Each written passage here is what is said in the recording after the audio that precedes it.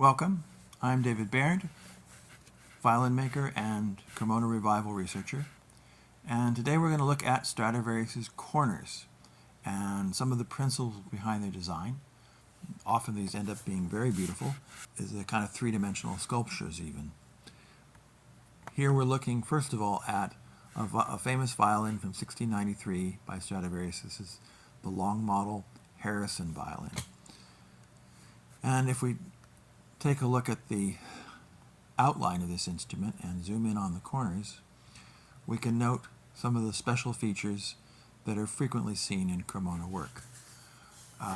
For one, the purfling there is often drawn into sort of a bee sting at the end, and the bee sting kind of curls a little bit, and in this example you can barely see a little bit of knife cut continuing beyond the end there. That's a common feature often seen. And we're going to look at some of the features and some of the details behind creating these beautiful corners. One of the secrets is how they join these. Some of the makers cut the two pieces of purfling so that they join all the way to the tip. Stradivarius often didn't, and he'll cut so that the black of one purfling goes into the tip and the other one butts up short, and it ends up making a very nice, clean result. But this is one of the things that distinguishes Stradivarius from some of his other fellows in Cremona. There's also the matter of the outline of the corners, which is constructed from circle arcs. So here we show the circle arcs for the corner shape itself and how the inner side of the purfling there deflects a little bit and takes a path with a shorter radius. The ends of the corners can often be beautiful also. This one is pretty well preserved, and we see a straight cut against the circle arc there, and then a little bit of rounding on the outside. That's not unusual. We can also look at these as three-dimensional things. A very frequent feature in Cremona work and Stradivarius' work is that the corner kind of flares going out to the end, gets thicker, and you can see the sculpting there, the edges can be quite complex and beautiful. But we want to back up. We want to take a look at where those Cremona corners and Stradivarius' corners came from. And to do that, we're going to look back and more broadly, instruments from many countries, many kinds of instruments. And we'll take note here that corners are perhaps not the motivating drive here. What's really first happening is the creation of a narrow portion or a waist in the instrument. And that creation of a waist doesn't always, but it often involves creating corners. One way to create the waist is to have sort of a continuous shape of the instrument and then interrupt that with a circular or nearly circular cut. And that's what we see in these examples. And then this idea can be made longer in various ways, which we see in many cases. And we very often see this kind of shield shape result, where you have what I call riser arcs rising from the upper and lower bouts toward the corner areas, and then the C-shape center bout being interrupted by that, and the combination kind of creating a blunt corner. So this was a very frequent pattern. And then you can extend that, and instead of having the riser come straight up to the center section, you can have it come in tighter and then have a little curve back toward the corner, creating pointed corners. And that's the violin corners, of course, of this style.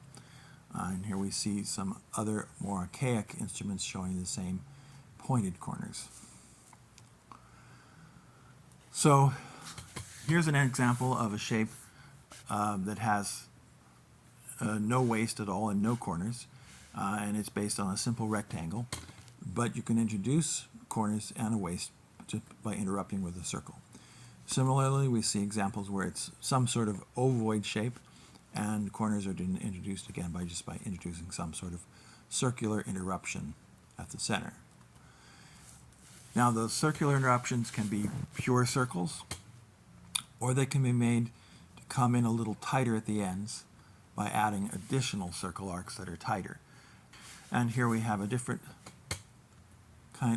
very similar idea, but elongated with a straight line.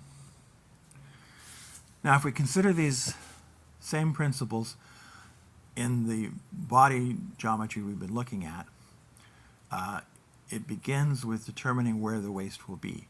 And commonly, not just in Cremona making, but much more broadly in instrument making in general, this waist is often placed in relationship to the distance, these bout boxes. And the idea here is we take the width across the bout, the lower bout, and the width across the upper bout, and we mark distances in from the ends of the instrument. And that creates a little overlapping region. And the waists of instruments are commonly placed either on these boxes or midway between them or somewhere in that overlap. And that's a very common theme. To begin making a corner shape, you then impose circles on that waist.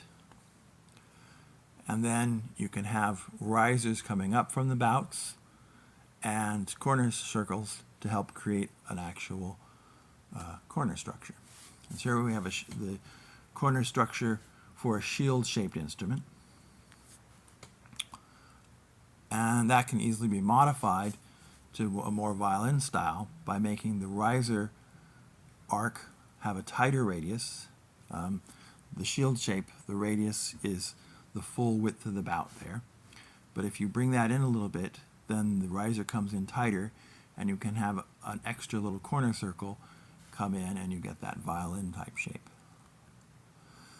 We can add some labels to these things, but of course these are just invention, just something to help it make it easier to talk about the instruments. Okay, well, let's look at some of these principles we've introduced in the context of a very fine English gamba. This was made by a masterful maker.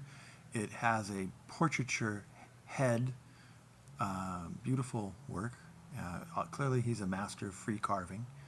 And yet the instrument itself is full of these geometric ideas in its design and its execution. And it's kind of interesting because the same ideas that we see in Cremona that essentially begin with Andrea Motti in the mid to late 1500s, these very related ideas are seen in this English gamba around the same time. And so it shows that these themes are very broad and very widespread.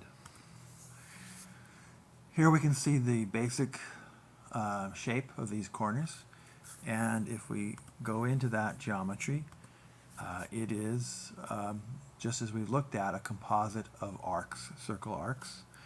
We have a main circle arc giving the center bout shape, and then we have helper circles. Here it's not just one helper circle, but two of them. And then the risers come in, and then there's an arc going into the corner. In the top corner there's one circle arc going into the corner, but in the lower corner, again, it's a compound. It's two of them. And then we see something we haven't mentioned before, but it's found quite often in Cremona work.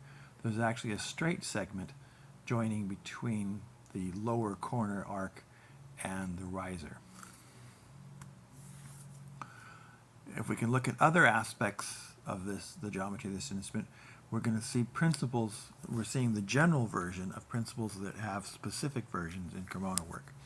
So here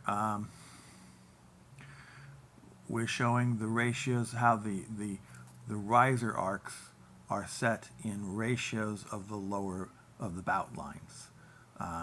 So the lower one there, the vesicae divide that lower bout shape into three parts, but the riser arc is centered on 1/3 of the middle part there. And then in the top section there, the vesicae divide the upper bout into a 2-1-2 ratio, so 5 parts, and the risers are centered on those also. Here we see a very common feature in Cremona work and in broadly in instrument work. The corners are essentially aligned on these diagonal lines between the centers of the main center bout circle and a point on the far bouts. In this case, it goes from the center of the main circle to the centers of the vesicae. But in general, and in Cremona work, it can be different arrangements on that line. It's very common in Cremona work for the lower bout line there to go to the center of the lower bout, and then for the upper bout, for it not to go to a near point, like here it's going to the near vesicae center.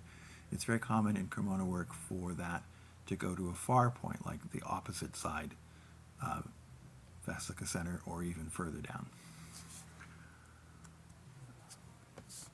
And here we see a very familiar way of setting the corner levels.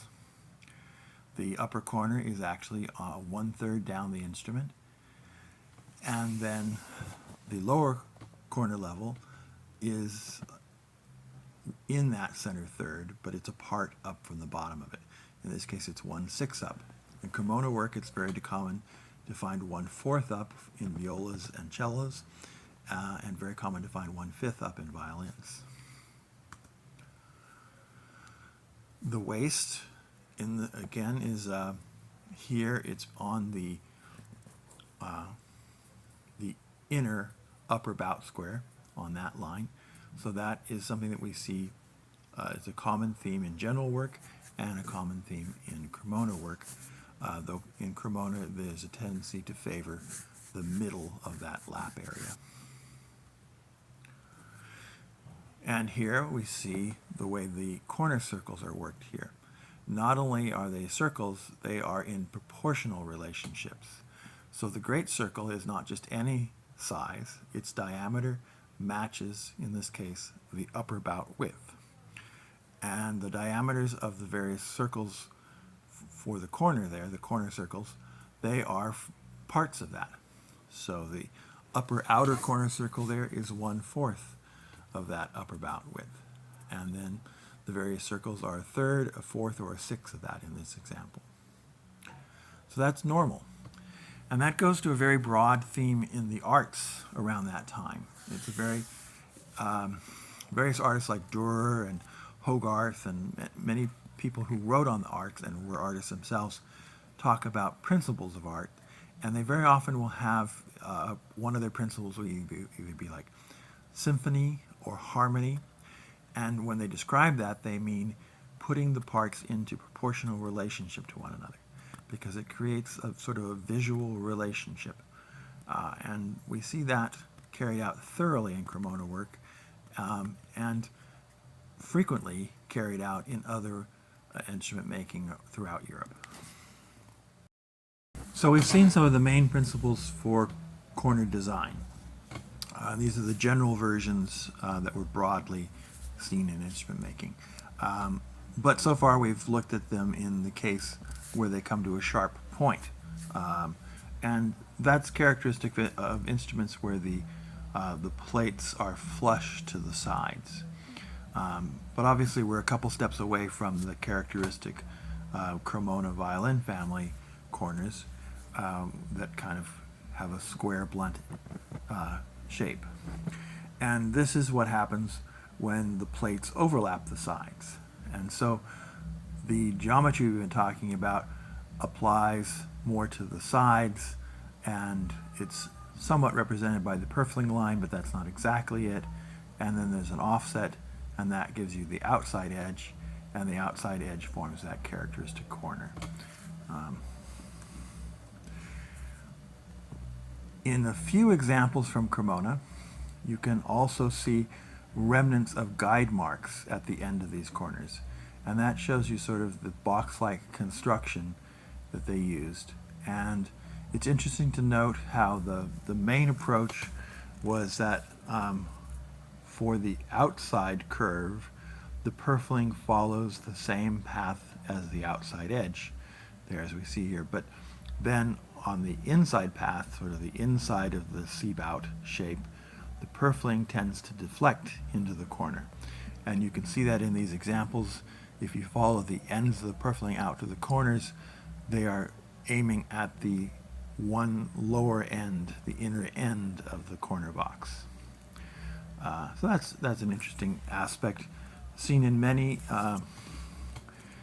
Cremona makers, though it is one of the things that distinguishes makers. So some makers might more consistently aim toward the middle and not do this little deflection. If we step back a little bit, we find very similar principles used broadly in instrument making, though perhaps with more diversity of methods and results than in Cremona. When we go back and look at Cremona, what happens is the first 3 generations of Cremona making are within one family, basically. It starts with Andrea Amati, and then his 2 sons, the brothers, and then the 3rd generation, Niccolo Amati. And they're exploring and they're varying, and their work covers a range, and they explore and they define the methods and the choices more exactly. But they're exploring within a narrower range. They're less about making many kinds of instruments than about making many violins, violas, and cellos, and exploring within that. And then after Niccolo Amati, we have sort of a broadening out of a few more families. We get the Guarneri family, beginning with Andrea Guarneri. We get the Ruggieri family, we get Stradivarius, and it expands a little bit.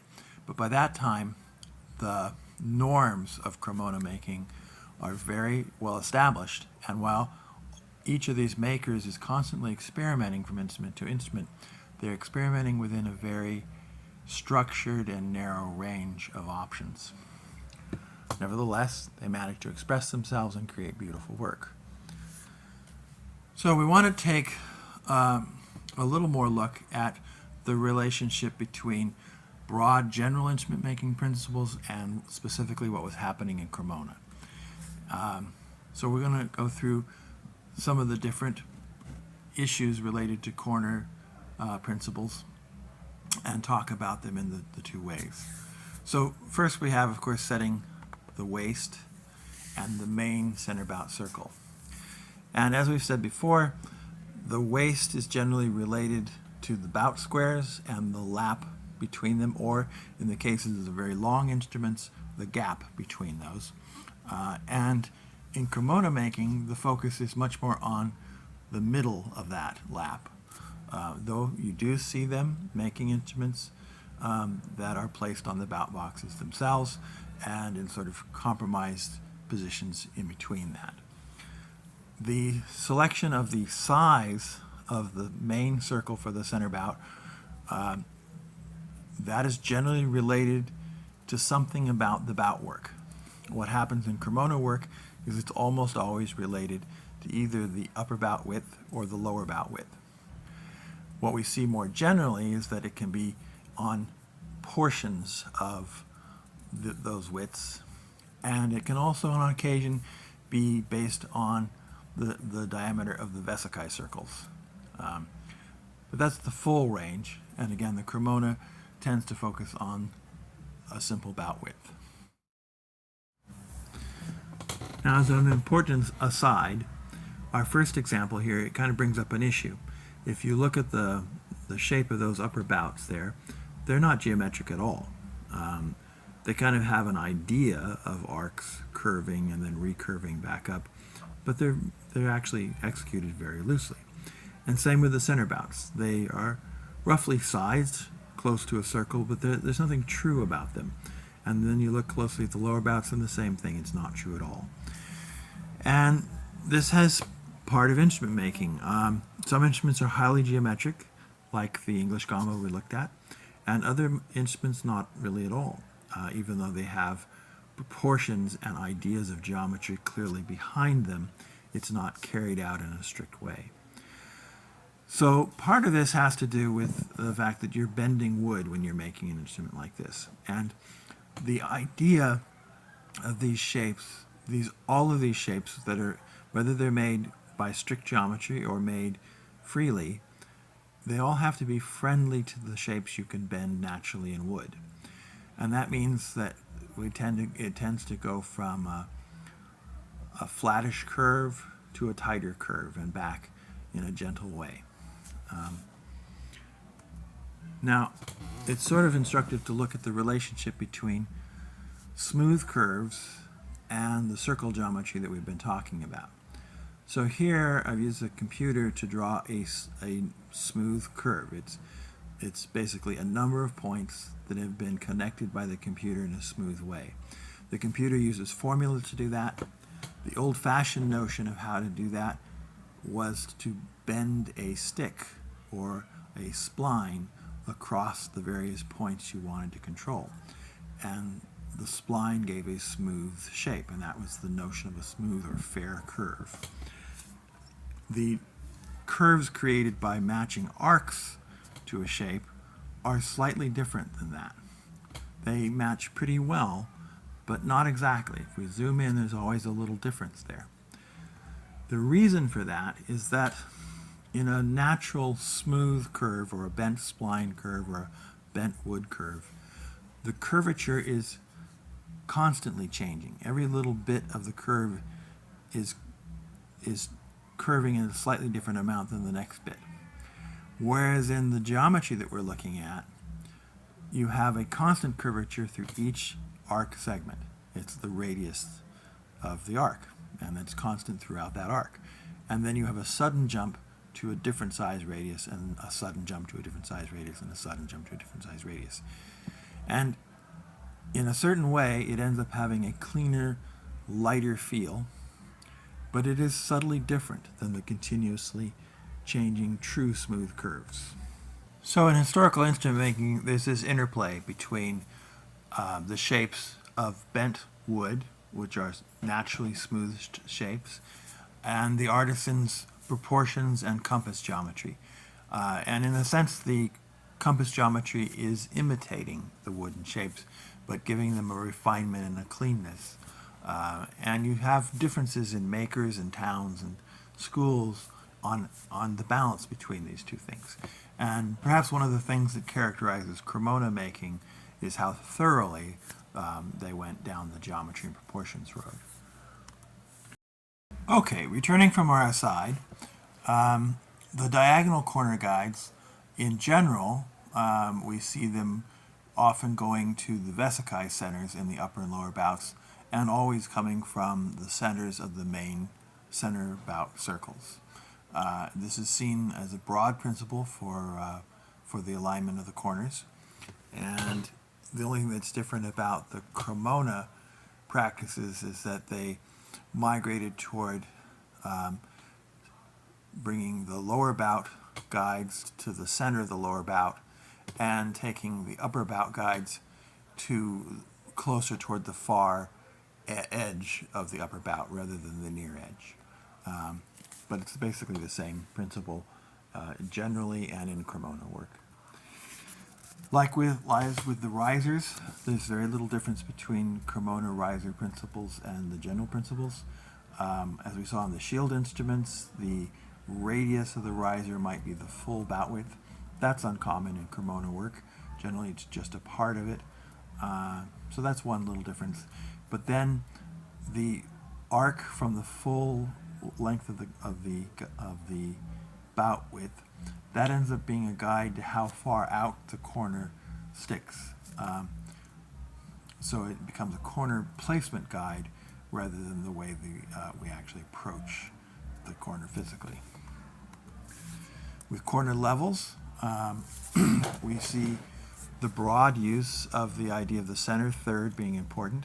So the top of the center third is very often the upper corner level, and a portion up from the bottom of that center third is often the lower corner level. And in Cremona practice, we commonly see a fifth up for violins and a fourth up for many other cases.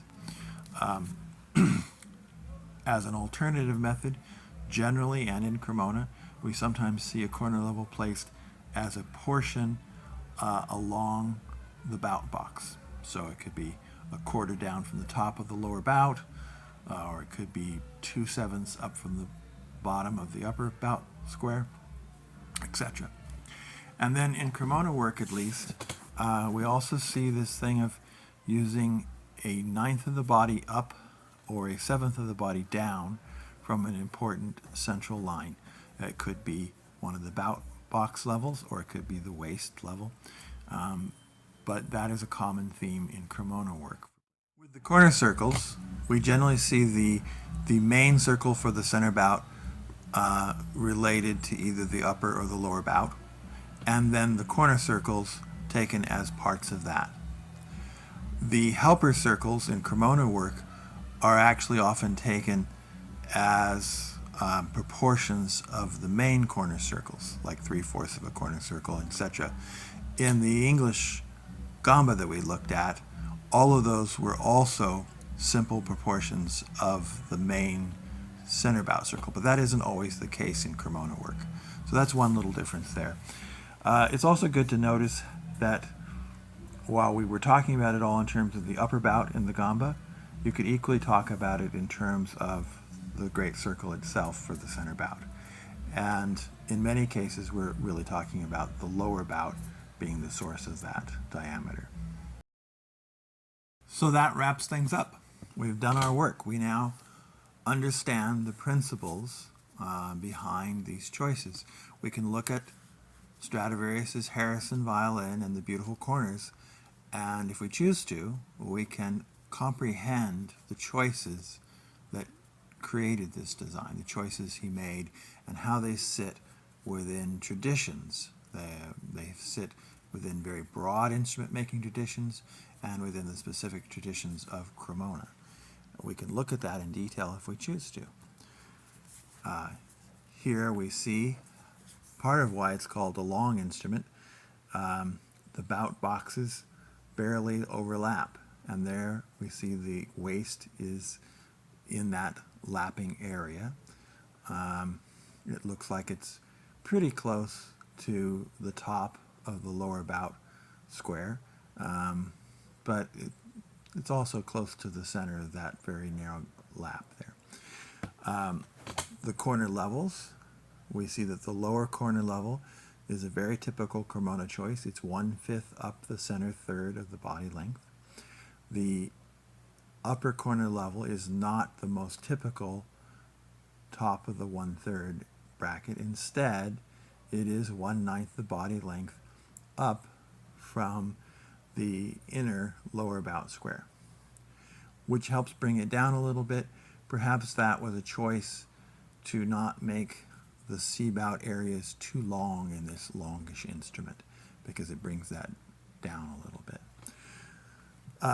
For the diagonal guides to the corners, we can see he did fairly typical things. The lower bout diagonals do not go all the way to the middle of the lower bout. Instead, they go to the center third within the vesicais pattern of 3-2-3 proportions. That's quite typical for Cremona work. Again, in the upper bout, it does a typical Cremona thing. It goes close to the far end. If you divide that upper bout width into fifths, he's put it on the far fifth, and that's a very normal thing, and that gives a guide to those corners. The large circles, the great circles for the center bout areas, are based on the width of the lower bout. And then if we go and look more closely at the corner choices, we see that the principal circles are starting from the upper outer principal circle. They're 1/3 of LB, 1/6 of LB, 1/4 of LB, and then 1/3 again. And then there are some helper circles in there. We can also look at how these principal corner circles are applied to the purfling line, and then when you offset and go out to the outer edge, you get the stumpy sort of squared off corners, and you can see how those are cut on lines that are perpendicular to the inner circles. They're actually lines along their center. And this gives us a very full understanding of the geometry of these corners. We can take a step back and just enjoy the beauty of that and let the geometry recede in the background, and we're left with a very beautiful Harrison Stradivarius.